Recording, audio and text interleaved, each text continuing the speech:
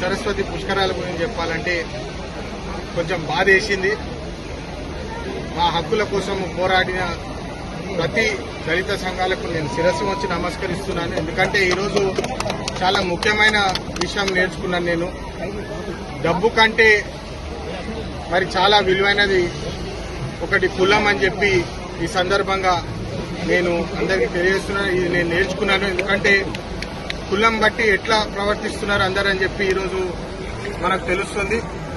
అందుకనే ఈరోజు చాలా ముఖ్యము.